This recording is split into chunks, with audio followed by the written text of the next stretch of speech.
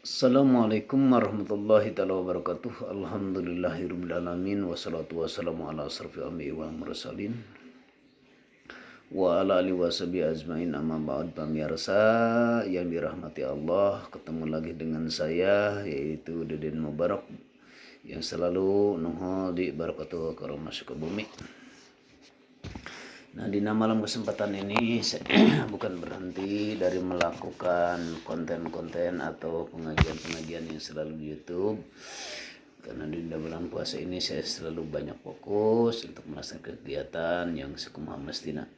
Nah, ini di malam 15 ini saya akan membahas sedikit lagi tentang masalah amal yang diterima oleh Allah atau perbuatan kita, apapun yang kegiatan kita yang positif atau yang bagus, insya Allah akan dijelaskan di dalam waktu ini. Insya Allah akan menjelaskan dari tentang masalah ayat di dalam kitab Hikam atau yang telah Syekh Imam Athaillah telah dauh di dalam kitabnya Al-A'malu suratu qa'imatun wa arwahuha wujudu sirul ihlasu fiha. Artinya yang kita jelaskan, amal itu adalah berupa amal yang telah didirikan. Yang didirikan secara syariat yaitu adalah fisik kita yang telah melakukan wa arwah wujudu sirul ikhlas. Maka ruhnya itu adalah ikhlas pihak dari amal. Nah, ini saya akan menjelaskan tentang masalah keikhlasan. Tentang masalah kami yang ke-10, musonib telah menjelaskan pentingnya amal perbuatan kita, pentingnya amal yang selalu ikhlas, karena ikhlas itu adalah nyawanya hamba-hamba Allah yang telah melakukan amal.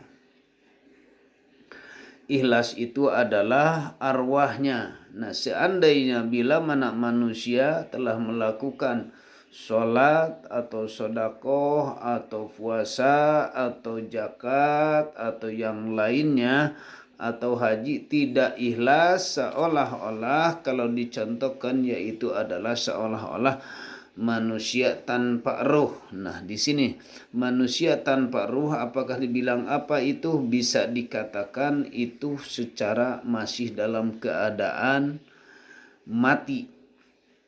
Dihirupkannya, apalagi ikhlas ini dihirupkannya menuju kepada Allah Subhanahu wa Ta'ala, supaya amal perbuatan kita sekecil apapun amal perbuatan kita supaya diterima di sisi Allah, maka tetap harus ikhlas.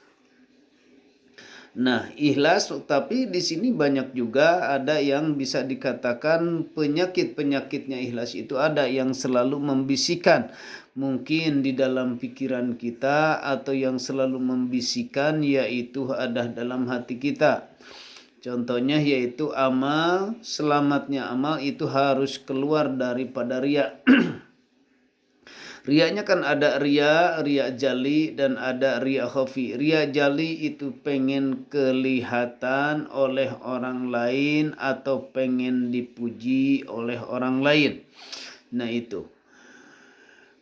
Pengen kelihatan atau pengen dipuji kelihatan oleh orang lain itu bisa dikatakan riak jali. Di situ pun juga secara syariat masih belum nyampe.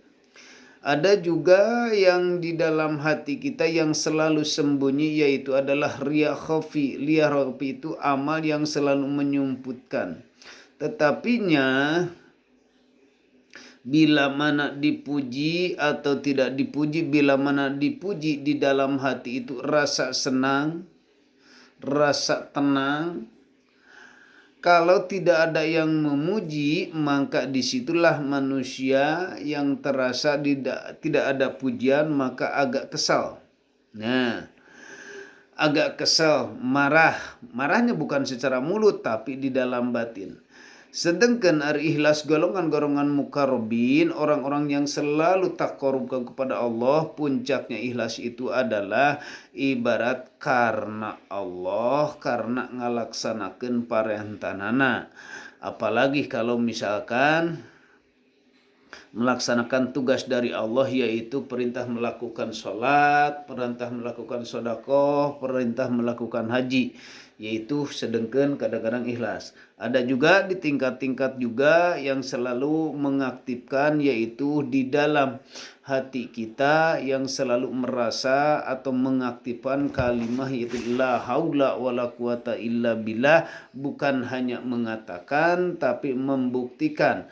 Karena kita merasa sebagai makhluk tak bisa apa-apa. Sedangkan kalau kita melakukan seperti apapun, amal perbuatan sebesar apapun amal perbuatan, sekecil apapun amal perbuatan itu selalu di dalam hatinya tidak ada pengakuan, yaitu yang selalu pengakuannya itu adalah kita ini sebagai makhluk. Makhluk itu karena selalu ada yang menggerakkan. Siapa yang menggerakkan? Tiada lain hanya Allah. Itu tingkatan.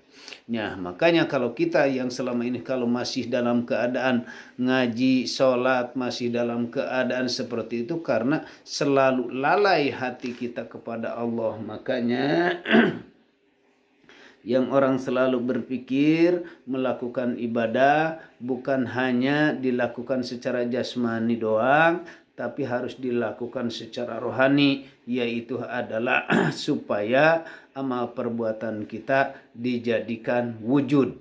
Nah, ini amal, rupanya amal itu mendirikan, arwah itu wujudnya adalah ikhlas. Nah, makanya setiap orang melakukan seperti apapun, berusahakanlah kita ada perjalanan kita menuju kepada Allah. Ikhlas itu yang bagaimana? Ikhlas secara syariat, ada ikhlas secara hakikat. Kalau secara hakikat ada lebih tinggi lagi daripada secara syariat.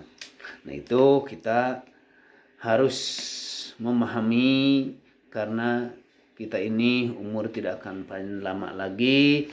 Mungkin ada yang umur 50 atau 60, sedangkan amal perbuatan kita masih dalam keadaan selalu pengen dipuji, atau bila menata dipuji masih ada sifat, ada kemarahan di dalam batin kita. Selalu melakukan ikhlas. Insyaallah semoga bermanfaat kepada pemirsa yang telah mendengarkan ini sedikit tapi ada bermanfaat. Assalamualaikum warahmatullahi wabarakatuh.